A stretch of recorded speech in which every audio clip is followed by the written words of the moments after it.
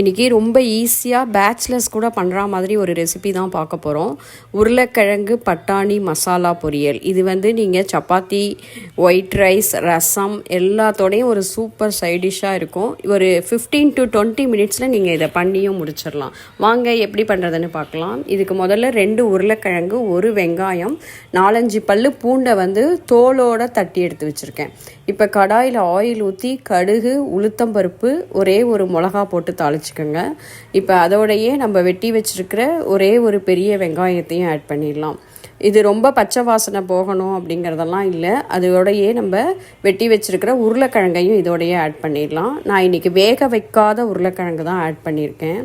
இப்போ இந்த டிஷ்ஷுக்கு தேவையான அளவுக்கு உப்பும் மஞ்சப்பொடியும் போட்டு நல்லா மிக்ஸ் பண்ணி விட்டுட்டு ஒரு 5 நிமிஷம் மூடி போட்டு வச்சுக்கோங்க. அப்படியே அந்த உருளைக்கிழங்கோட தோலெல்லாம் சுருங்கி இருக்கும். இப்போ கொஞ்சமாக தண்ணி தெளிச்சிக்கலாம். தண்ணி தெளிச்சிட்டு திருப்பியும் ஒரு 10 நிமிஷம் மூடி போட்டு வச்சுக்கோங்க.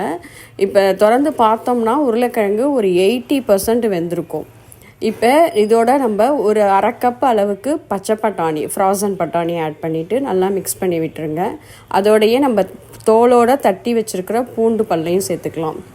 இப்போ இது எல்லாத்தையும் நல்லா மிக்ஸ் பண்ணிவிட்டு 2 ஸ்பூன் அளவுக்கு சாம்பார் பொடி போட்டிருக்கேன்.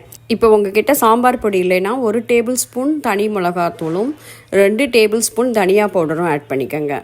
ரெண்டையும் ஆட் பண்ணி ஒரு 10 நிமிஷம் மூடி போட்டு திறந்து பார்த்தா நம்மளோட பொரியல் சூப்பராக ரெடியாக இருக்குது பாருங்கள். இப்போ இது சாம்பார் பொடியோட பச்சை வாசனையெல்லாம் போயிடுச்சு.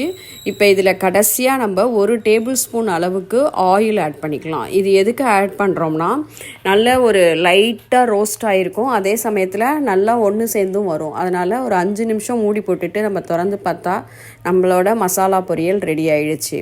இது நீங்கள் சப்பாத்தி பண்ணிவிட்டு சைடிஷ்ஷாக தொட்டு சாப்பிட்றதுக்கும் ரொம்பவே நல்லாயிருக்கும்.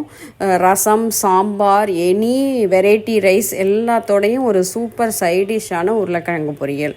பேச்சுலர்ஸ் கண்டிப்பாக நீங்கள் இந்த ரெசிபியை ட்ரை பண்ணி பார்த்துட்டு எனக்கு கமெண்ட் பண்ணுங்கள். இந்த மாதிரி பேச்சுலர் ரெசிபீஸ்க்கு நம்ம சேனலை சப்ஸ்கிரைப் பண்ண மறந்துடாதீங்க. தேங்க்யூ.